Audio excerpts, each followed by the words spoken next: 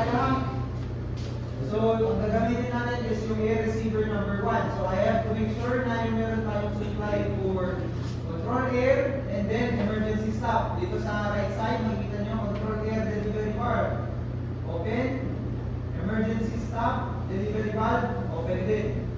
Now, trace up natin, papalik. Yung supply niya is naka-close pa. So, I should open this one also. Tapos yung isa naman, papunta dito sa starting natin. Yung main delivery valve, open din natin. Then trace up natin.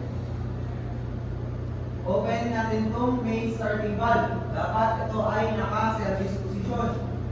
Then after mo ma-service position yan, bubuksan mo ngayon yung distributor or yung air distributor para magbukas yung starting air natin or starting air valves. So kapag okay na yung starting air natin, ano na sunod? Yung air natin, okay na. Ano sunod? Fuel. Doon na tayo sa fuel. Very good. Check natin yung fuel natin ngayon. So dito sa fuel, unang-unang check yung diagram. Tignan natin kung merong pumapasok sa main engine.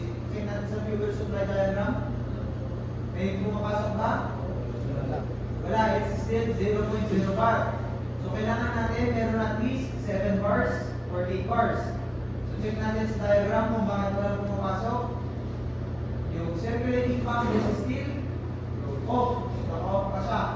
So, ang kailangan lang natin is paandarin yung circulating pump. But before na magpaandar ng mga pumps na ganito, make sure na yung mga valves natin is correctly positioned.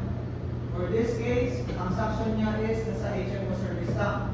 But since it is already set up like that, hindi mo na siya gagalawin para hindi tayo mag-trouble. Balik tayo doon sa circulating sa control panel. Bubuksan ko yung circulating pump number 1, standby ko yung number 2. Always yung isa is naka-standby. Ngayon, double check natin sa fuel. Sa diagram kung may pumapasok na. Meron na? Wala. Are we okay with the fuel? 7 bars. Okay na tayo, no? Ay, sir. Okay na yan. Sobra na yan. Okay na. So, if you're done with DLWAP, dapat naman tayo man sa steering gear system natin. Make sure na ma-under yung steering gear bago tayo mag-under ng makina. So, punta ngayon tayo sa navigation, sa miscellaneous. Sa miscellaneous, makikita natin doon sa kabilang monitor yung steering gear. So, kung mapapansin ninyo, naka-off yung supply ng dalawang pump. So, kailangan natin silang i-on, dalawa. Yung pump control mode, ibigay natin sa bridge, lagay natin sa remote.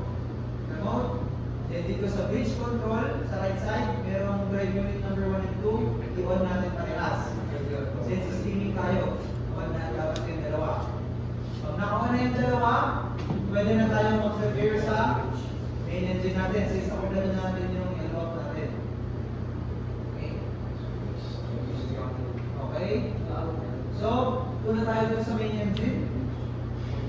Ngayon, ang gagawin natin dito sa main engine is prepare na natin siya. For reality, sa reality kasi, ang ginagawa lagi dyan, bago ako magpa-andar ng generator, inuuna ko na yung turning gear. Pero make sure na bago ko mag-turning gear, meron ka ng load well na nagsisirculate sa system. But for our case, ito na lang yung sundin natin. So kapag natapos ang LWAP, punta tayo dun sa steering gear, then punta tayo sa main engine, prepare na natin siya.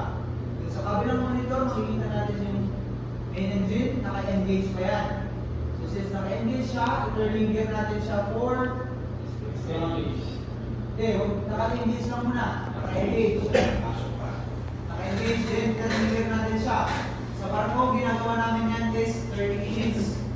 Kaya nakakaubos ng oras yan. Kaya pag magawa ka lang, turning gear agad. But in our case, kahit 2 to 3 minutes lang.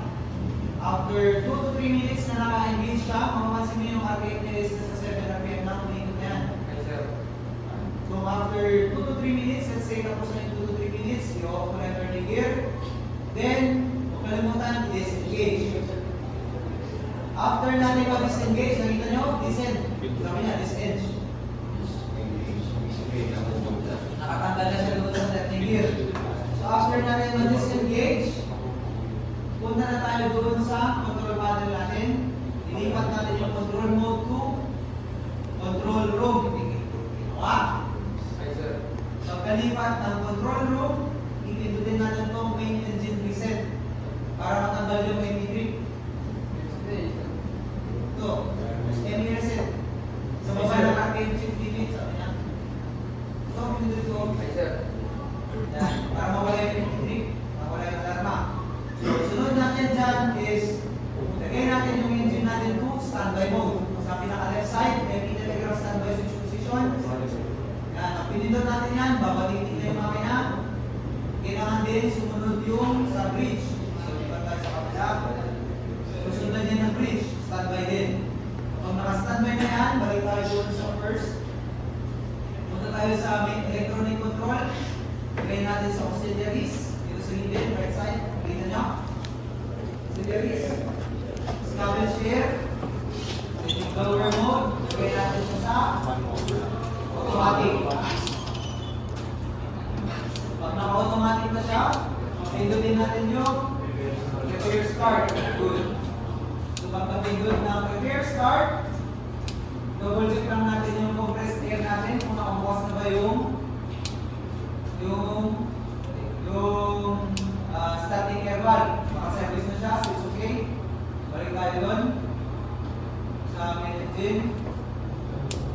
Doon sa electronic control, pindutin natin yung slow turn. Pagkapindot ng slow turn, pwede na tayong mag-ahead and aster. But before we do that, we have to make sure na yung indicator valve natin is nakabukas. Gagawin na natin dito is mag-airflow. So yung mga excess gases or excess carbon na sa loob or mga tubig-tubig, ilabas natin sa system niya. So kapag nakapindot na tayo ng slow turn, punta tayo doon sa general sa control. Lagay natin sa dead slow ahead.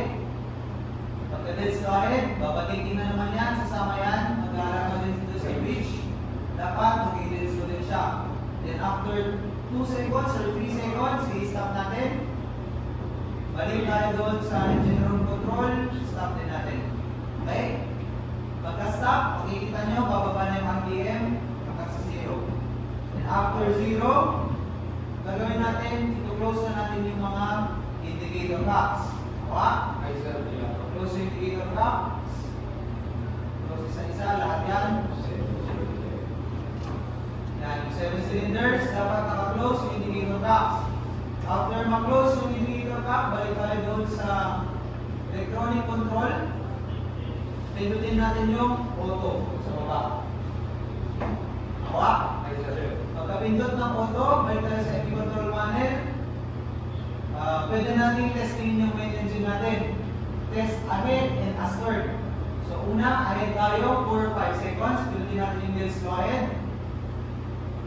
Susunod yan sa bridge. So pindutin din natin sa bridge. Okay, testing natin. Tayo mga 5 to 10 seconds.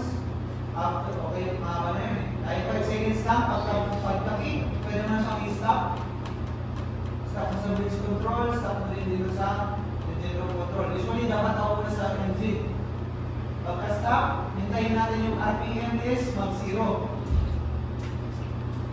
Pagka-abot ng RPM natin sa 0, dead slow aster naman tayo ngayon. Pindutin yung dead slow aster. Pindutin din dun sa bridge control. Sumusunod lagi yan sila. And after 5 seconds, pwede na natin i-stop yung engine. Pagka-stop ng engine, hintayin ulit natin na mag-0 yung RPM. And after 0 yung RPM, test main engine is already done. Tapos yung trabaho natin sa baba, testing na natin.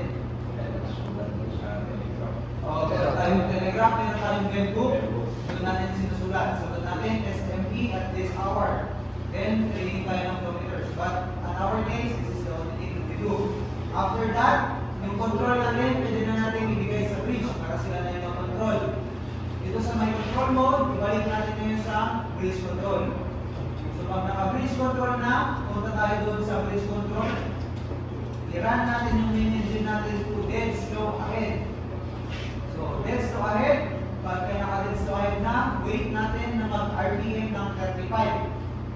After some time na nakapag-RPM na siya ng 35, tapos tataas na yung power niya to maybe 650 or 600, maybe around 1 minute na tumatakbo na, that's the end of your assessment. Pwede mo na pinutin yung assessment, then end. Okay? So yun yung trabaho natin. That ends our assessment. Yan yung gagawin natin. That is our, kung ano